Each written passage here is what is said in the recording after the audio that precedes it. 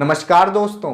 जैसा कि आप जानते हो कि लता मंगेशकर जी को जिनको कि स्वर कोकिला के नाम से जाना जाता था और ये अपने गाने की वजह से पूरी दुनिया में फेमस थी।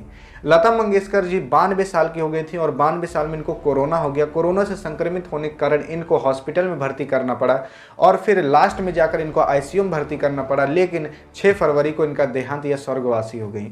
लता मंगेशकर जी अपने गाने की वजह से पूरी दुनिया में फेमस थी। इन्होंने भारत को पूरी दुनिया में रिप्रेजेंट किया।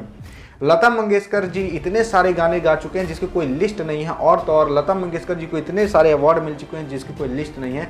तो इन्हीं के बायोग्राफी के बारे में हम समझने वाले हैं इस वीडियो में। लता मंगेशकर जी ने भारत को 30,000 से भी ज़्यादा गाने दे चुकी हैं। लता मंगेशकर जितने सारे गाने गाए हैं जिसकी कोई लिस्ट नहीं है, इसीलिए कहा जाता है लगभग 30,000 ज़्यादा गाने गाए हैं। कहीं आपको 50,000 बताएगा, कहीं 25,000, लेकिन एक्यूरेट 30,000 से ज़्यादा इन्होंने गाने गाए हैं। लता मंगेशकर जी को इतने सारे अवार्ड मिल चुके हैं जिसकी कोई लिस्ट नहीं है। लता मंगेशकर जी को 2001 में भारत का सर्वश्रेष्ठ पुरस्कार भारत रत्न से भी सम्मानित किया जा चुका है। लता मंगेशकर जी को दादा साहेब फाल्के, जो कि फिल्म इंडस्ट्री में सबसे बड़ा पुरस्कार माना जाता है, उससे भी सम्मानित किया जा चुका है। इनको पद्म अवार्ड भी दिया जा चुका है। लता मंगेशकर जी को इतने सारे अवार्ड दिए जा चुके हैं जिसकी कोई लिस्ट नहीं है। लेकिन लता मंगेशकर जी को 6 फरवरी को कोरोना से संक्रमित होने के कारण देहांत हो गया, जिसके कारण ये स्वर्गवासी हो गई। लता मंगेशकर जी का जन्म हुआ था 28 फरवरी 1929 में और मध्य प्रदेश राज्य के इंदौर शहर में इनका जन्म हुआ था। इनके पिताजी का नाम था दीनानाथ मंगेशकर, जो कि एक गायक थे और थिएटर एक्टर थे। लता मंगेशकर जी के माता का नाम था शेवांती।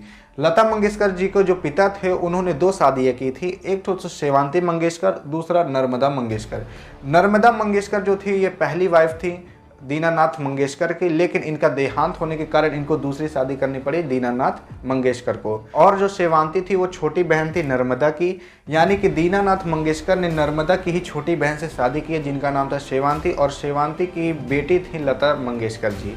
और शुरुआत में लता जी का नाम था हेमा, लेकिन इनके पिताजी ने हेमा से नाम बदलकर लता मंगेशकर रख दिया। और लता मंगेशकर जी 5 साल की उम्र से ही गाना गाना शुरू कर दी थी, यानी कि संगीत सीखना शुरू कर दी थी। और ये सीखती थी अपने पिताजी से, क्योंकि इनके पिताजी भी गायक थे। इनके पिताजी कुछ बच्चों को भी सिखाते थे और उन्हीं के साथ अपनी बच्ची यानी कि लता मंगेशकर जी को भी सिखाते थे। लता मंगेशकर जी कुछ समय बाद संगीत को इतना तेज पकड़ने लगी कि वहाँ पर जो बच्चे आते सीखने उनको सिखाने लगी कि यह स्वर आप इस तरीके से कहिए।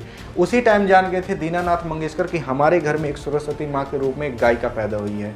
और लेकिन कुछ समय बाद जब धीरे धीरे लता मंगेशकर जी बड़ी हुई, जब वो 13 साल की हुई लता जी, उसी समय इनके जो पिताजी थे दीनानाथ मंगेशकर, उनका देहांत हो गया, क्योंकि उनको हार्ट की बीमारी थी। इनका देहांत होने के बाद जो लता जी थी उनके ऊपर सारा बोझ आ गया, क्योंकि यह अपने भाई बहनों में सबसे बड़ी बहन थी।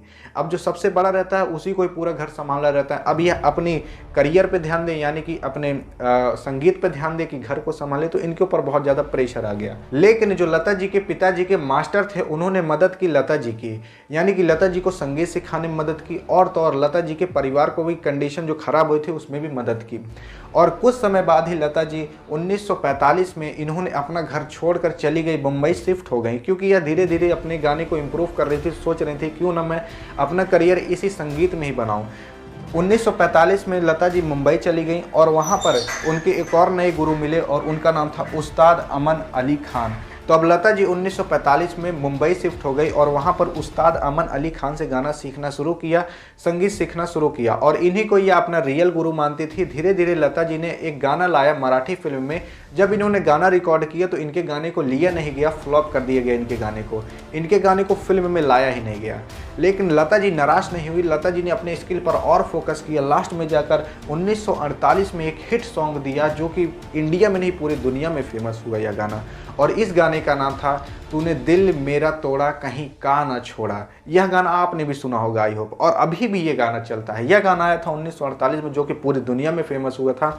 और यहीं से ही लता जी के पीछे जितने भी प्रोड्यूसर थे, जितने भी म्यूजिक वाले थे, सब दौड़ने लगे कि आप आइए हमारे फिल्म में गाना गाइए। हालांकि इनका पहला गाना को फ्लॉप कर दिया गया था, फिल्म में लिया ही नहीं गया था। लेकिन 1948 में जो इन्होंने गाना दिया उसके बाद जितने भी प्रोड्यूसर म्यूजिशियन थे सब इनके पीछे दौड़ने लगे कि आइए हमारे फिल्म में गाना करिए। और धीरे धीरे धीरे उनको इतने अवार्ड मिलने लगे जिसकी कोई गिनती नहीं थी।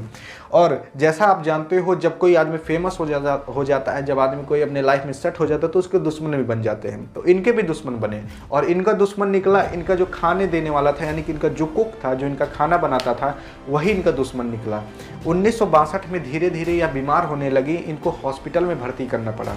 और जब यह हॉस्पिटल में गई तो यह पता चला कि इनको कोई थोड़ी थोड़ी मात्रा में जहर दे रहा है।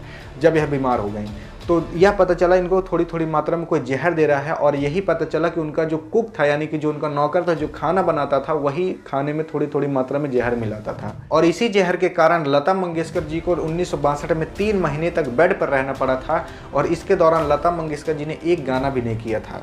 लेकिन जब यह रिकवर हुई, फिर से इन्होंने गाना गाना शुरू किया और लगभग 30,000 से भी ज़्यादा इन्होंने अपने लाइफ में पूरे गाने गाए और कई सारे अवार्ड जीते। लेकिन अंत में जाकर इन्होंने अपना पूरा जीवन जिया। 92 साल में जाकर इनको कोरोना हुआ, इसीलिए कहा जा रहा है कोरोना का हल्के में ना लीजिए। कोरोना से इनको संक्रमित होने के कारण इनका देहांत हो गया, स्वर्गवासी हो गई। इन्होंने भारत के नाम को पूरी दुनिया में फैलाया था, इनको सैल्यूट है। मिलेंगे नेक्स्ट वीडियो में, तब तक के लिए जय हिंद और जय भारत।